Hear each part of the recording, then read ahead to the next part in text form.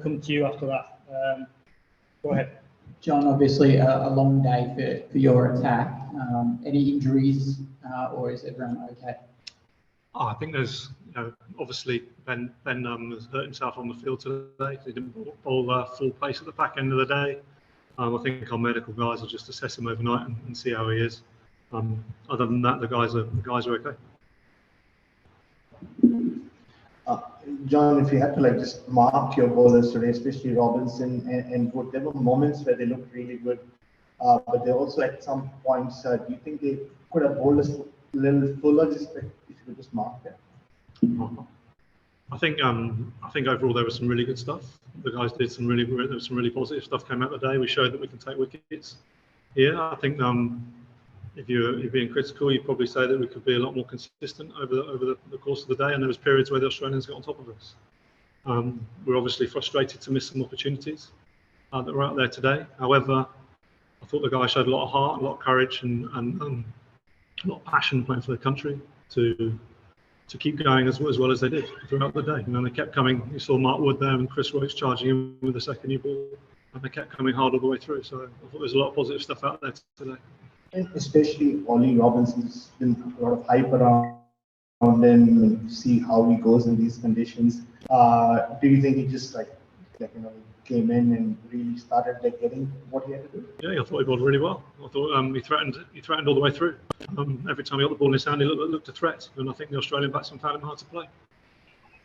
Just on obviously came off a little bit towards the end of the session. Was that just a little bit of treatment for just a bit of fatigue, or was nothing else going on? Nothing going on with Ollie as far as I know. But I'm sure we'll find out tomorrow if he's all right. Just on a lot of you guys, it's sort of the first time really bowling a long stint in Australian conditions. Do you think that they managed that well, or do you think that the fatigue played a role in that last session there? Well, I think our preparation probably played a part in the last session there. But it is what it is. Similar for both sides. And everyone knows we had a lot of rain up here in Brisbane. We had an amazing amount of time on our feet. We've had 2 warm-up games, a lot of tough time rained off. So we didn't have the ideal preparation at all. But it is what it is, and we have to get on with it. And our guys have got to. And I know our guys will actually front up again tomorrow. There's a lot of character and fight in our dressing room. And I know they've been in some pretty sticky situations before, and they've come through all right. So I know the guys will dust themselves down tonight, and they'll come back strong tomorrow. Okay, we'll go Mel Farrell in the room, and then we'll head to Zoom. Go ahead, Mel. Jon, obviously you can have a bad day with the bat any time. What does it take out of them, though, having such a difficult day, just on day 2 of this, and the amount of miles are now in the legs of, especially someone like Mark Wood? Well, Mark's in pretty good condition, as you saw at the end of play there. He was still bowling pretty quickly, so I wouldn't worry too much about Mark. I think he's in a good space. He came in from playing in the World Cup, so he was bowling at high intensity over there. So I'm pretty confident that Mark will be fine. And I know you're talking about the spinner, but how did you make it, or what did you make of the day that Jack Leach has had? It was a pretty difficult one for him, especially once Travis Head got going. Yeah, it wouldn't be one of his best days, Jack, or one of his better days, one that he'd want to put at the back of his memory. But like I said about the other guys, I know that Jack's a pretty resilient fella. So, and there's only day 2 in the Test match. We're definitely not defeated yet, and there's a lot of cricket to be played. So I'd expect Jack to come back strong again tomorrow and show the character that I know he has. Thanks, Mel. Okay, we'll go to James Cole from Sky Sports News on Zoom. Go ahead, James. Hi, Jon. You got a couple of seamers struggling. Jack Leach, as you say, has gone for a lot of runs. Has the selection of this bowling attack? Have you got it actually wrong here?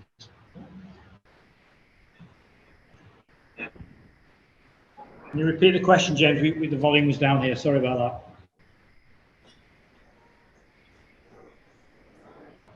Can you hear me now? Just hold on. We'll try again. You have to mute it.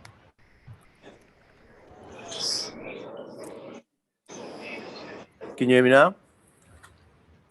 Yeah, go ahead. We can just about hear you. Sorry, John, I'm just saying, have you got the selection of this bowling attack wrong, do you think? Are you a seamer light? Well, no, I don't think so. I think when we looked at the pitch on the day before the game, on the morning of the game, we decided to go with the makeup of the team that we had, so that we have, and that was what we felt was the right decision at the time. And I think if we'd all bowled to the best of our ability, we would have put Australia under a bit more pressure than they were today. However, we still took 7 Australian wickets today. We are a bit behind in the game. However, like I said to the guys before, I know that the guys will come back fighting over the next 3 days. And is it likely that Ben Stokes is going to be able to bowl his full allocation now? I don't know. I don't know. Ben will be assessed overnight by the medical team, and we'll see how he pulls up in the morning. Okay, thank you. No problem. Okay, let's go Rory Dollard and John Etheridge, please. Hi, John. I'm not sure if you answered on this earlier, but just on the no ball situation, with the no balls not being called, was that a situation you were well aware of coming into the innings today? What do you mean by well aware of? Well, did you understand that they weren't going to be monitored by the third umpire? Yes. Is that satisfactory, or did you have to change anything with that knowledge? Obviously, Ben bowled 14 in the first session. Say that again, sorry. I didn't hear what you said. We didn't get the last bit there, Rory.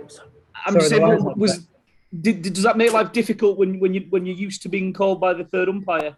Because Ben obviously overstepped a lot before he then got the wicket. Watch some TV. Yeah.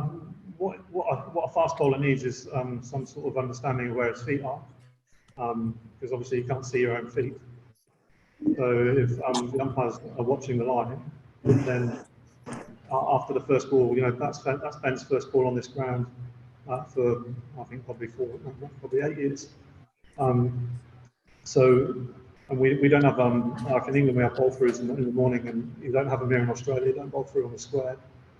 So it'll be the first time he's run up from that end for 8 years. So he'll need some feedback from the umpires to understand where his feet are, for them to then make an adjustment. So if you don't know where your feet are, it's very hard to make an adjustment. So yeah, it would have been nice for the first no ball of his first ball to be called as a no ball. So he would then have made an adjustment, and then from then on he would have been behind the line, because he then knows where his feet are landing. Let's go with John, and then we'll finish with Dean. One each, please. It's just difficult to hear here. John, hi. I was actually going to ask about the no balls and whether Ben would have been able to adjust if he'd known he was getting close to the line. You say physically he's going to be assessed overnight. Do you know exactly what the problem is with Ben? His knee, maybe? No, I haven't spoken to our medical guys. So Ben's been out on the field. He's come off. He'll get some treatment as he comes off, and I've come straight in here to speak to you guys. So I've no idea what the matter is with Ben at the moment. But like I said, he'll get assessed overnight, and we'll see where he's at. Okay, fair enough. Thank you. And Dean, last question, please. Yeah, it's kind of to do with the no balls as well. Did you just kind of get a sense that things are kind of conspiring against you at the moment? Obviously, 2 very difficult days, changing conditions, and the weather and things like that. I know you don't want to be too defeatist, of course, but luck does play a big part. Do you kind of feel like things are conspiring against you at the moment? No, I think it's more down to skill than luck. I think we understand the game of cricket, and we understand how conditions change, and you have to adapt to the conditions that are put in front of you. And so on both days, yeah, Australia may have got the better of the conditions, but there's still 3 days left in this Test match, and we've got some very, very fine cricketers in the England cricket team, and I'm sure, like I said before, we're going to come back strong tomorrow. Thanks. Okay, we're done. Thank you very much, everyone. Catch you tomorrow. Cheers. Thank you. Thanks, John. No problem. Thanks. Cheers.